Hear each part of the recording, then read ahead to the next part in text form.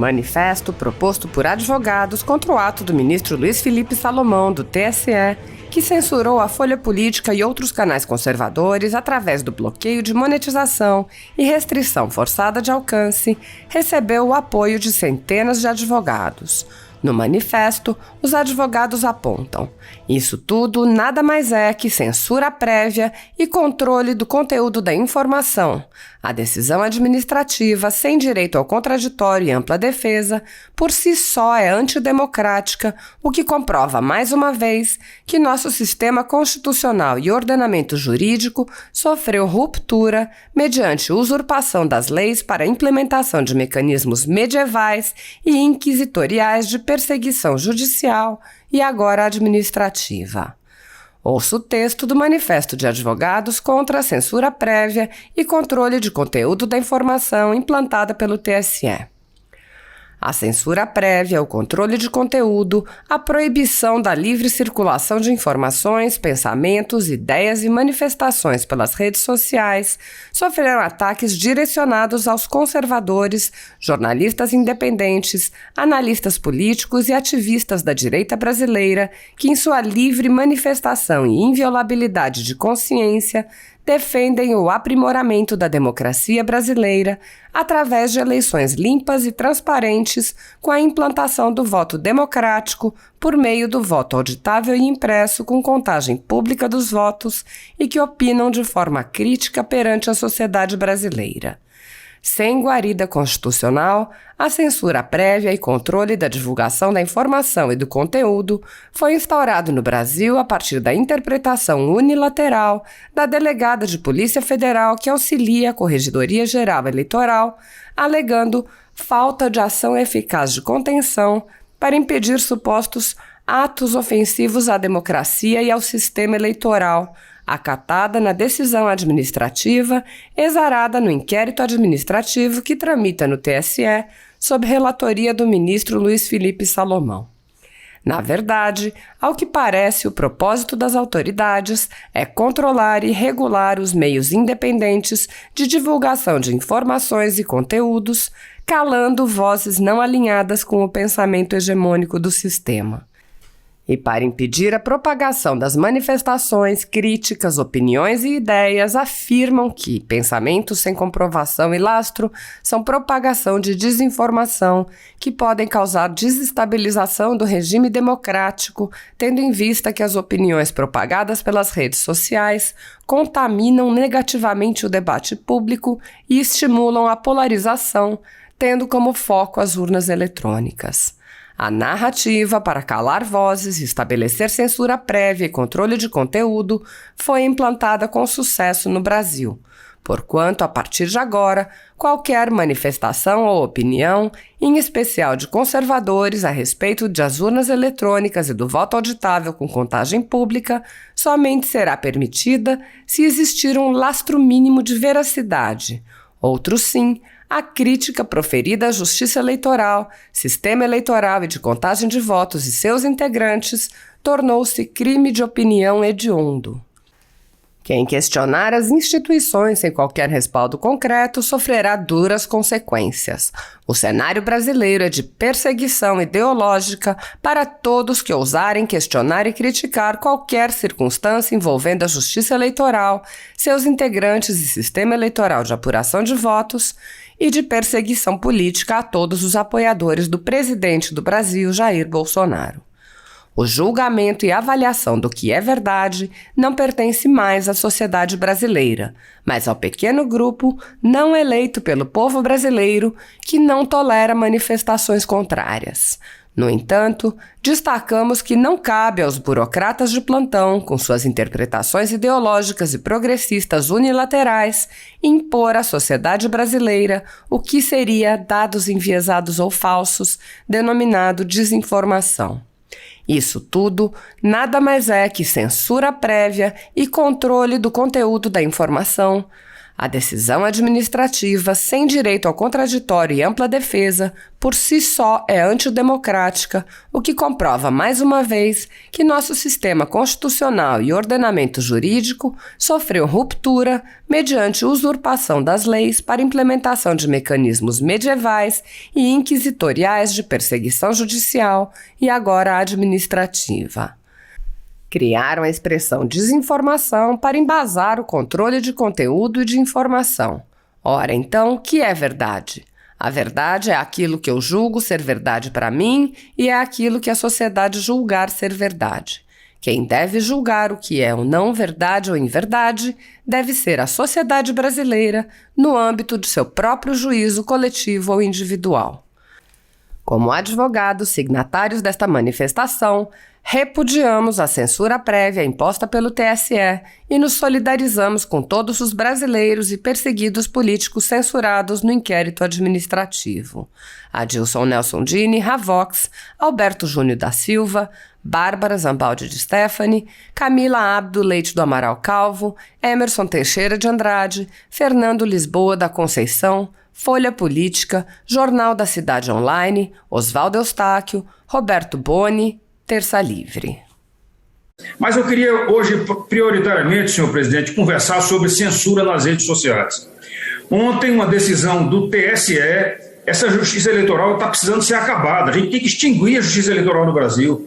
A justiça tem que ser uma só, não tem que ter uma justiça só para isso. Para cada 2 anos eles trabalham nas eleições. E mesmo assim não estão fazendo direito, porque na hora de aperfeiçoar o sistema eleitoral, estão fugindo desse aperfeiçoamento, fazendo lobby e conseguiram derrubar a tentativa nossa de ter um voto mais transparente, um voto mais confiável, que pudesse ser auditado, contado manualmente. Então, a Justiça Eleitoral ontem resolveu caçar a monetização das redes sociais, tá certo? Então, o YouTube e outras redes sociais que recebem recursos para sustentar algumas redes sociais, alguns blogs, eles estão caçando e, infelizmente, somente foram caçadas essa monetização, somente foram caçadas páginas que são de conservadores. Engraçado, né? Eu acho interessante isso daí. Da oposição e da esquerda nenhum foi. Que danado é isso? É muita parcialidade que a justiça brasileira está adotando. Quando você tem uma justiça parcial, isso não chama justiça, chama-se injustiça. E a gente precisa combater isso daí. Então, muito obrigado pelo tempo e eu agradeço muito que a população brasileira que está nos assistindo decida sobre isso daí e dá o troco nas urnas no ano que vem. Muito obrigado, senhor. Rodrigo Pacheco, senhoras senadoras, senadores, telespectadores, ouvintes, TV e Rádio Senado. Senhor presidente,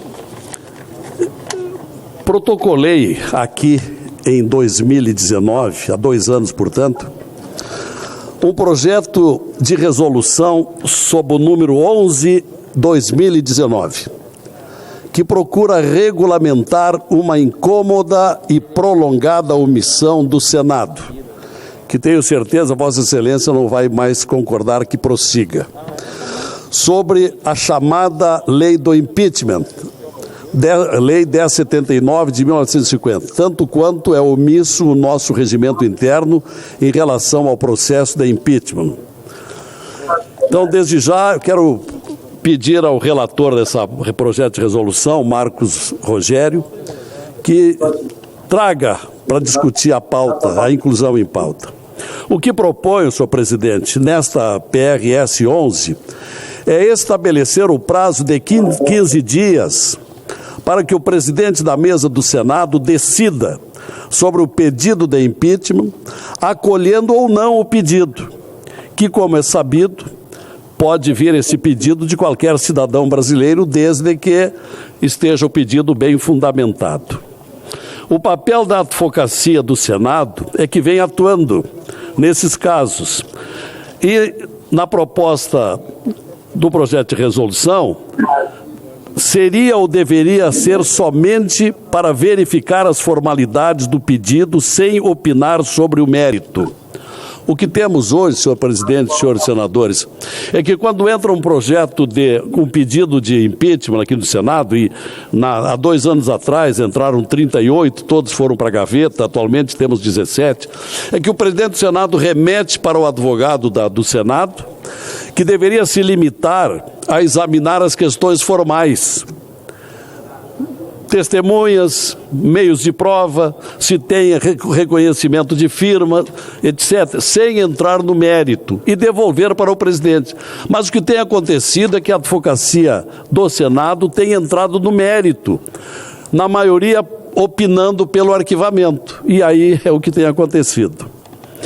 Conforme a nossa proposta, se o presidente do Senado não decidir no prazo de 15 dias, a partir do protocolo de qualquer pedido de impeachment, os integrantes da mesa deverão avocar a prerrogativa para assumir essa função e dar uma resposta. Nada disso tem acontecido, e aqui cabe uma contestação. Se os detentores de poderes institucionais estão sempre sujeitos a processo de impeachment, e isso tem acontecido, tanto com o presidente do Executivo, como com deputados, com senadores, por que não poderá acontecer com o ministro do Supremo Tribunal Federal ou com o Procurador-Geral da República? Estariam eles acima das leis? Por isso é preciso mudar. O plenário também terá o direito de ser ouvido diante de recurso apresentado desde que reúna 1/3 de assinaturas de senadores, isto é, um mínimo de 27 senadores. Como quando o presidente do Senado não acolhe ou não se manifesta, o que tem acontecido já há algum tempo, não só agora, em que o presidente do Senado recebe um pedido de impeachment e fica 1 mês, 2 meses, meio ano, 1 ano, como aconteceu não faz muito tempo, sem despachar. Qualquer que seja a decisão, caberá recurso ao plenário. E aí precisamos fazer, senhor presidente, senhores senadores, fazer valer o sentido da colegialidade. É uma das coisas mais estranhas que nós vivemos, é que nós temos um Senado Federal composto de 81 personagens, 81 senadores. Mas nessa matéria de recebimento de impeachment, só uma pessoa decide. Decide por todos. Isto é, onde fica o sentido da colegialidade? Então precisamos valer, nós precisamos compartilhar esses projetos dessa importância. Proponho, com essa resolução,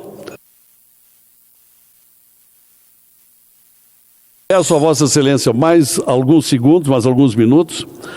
Não estamos respeitando, senhor presidente, senhor senador e senadora, nós não temos respeitado aquela ordem constitucional do artigo 1º, parágrafo 1º, todo o poder emana do povo. Nós não estamos respeitando a vontade do povo. São milhares de manifestações de brasileiros que querem ver o debate aqui de alguns maus comportamentos de ministro do Supremo Tribunal Federal. Nós não avaliamos isso, nós ignoramos, contrariamente ao que quer o povo. Então, senhor presidente, quando Vossa Excelência assumiu aqui a presidência desta casa, e com muita competência, e lembro muito bem do seu discurso, porque estive muito atento a ele, Vossa Excelência disse: este Senado será muito democratizado. Vou democratizar o Senado. E tem feito isto. Pois eu peço, senhor presidente Rodrigo Pacheco, que decida a resolução 11/2019, que regulamenta entrada de pedidos de impeachment aqui nessa casa. Tem havido um limbo entre o protocolo do requerimento e a chegada do presidente. Isso precisa ser regulamentado. Então o presidente recebe, no máximo 15 dias, despacha para a advocacia do Senado, a advocacia do Senado examina as questões formais, devolve para Vossa Excelência e Vossa Excelência submete à mesa. E aí, qualquer que seja a decisão da mesa, rejeitando ou acolhendo, cabe recurso para o plenário do Senado. Com isso, nós teremos a saudade de todos, a oportunidade de todos os senadores decidirem questões relevantes. É o apelo que eu faço a Vossa Excelência, porque está na hora de resolver essa questão que se prolonga já há algumas décadas. Obrigado, senhor presidente. Obrigado, senador.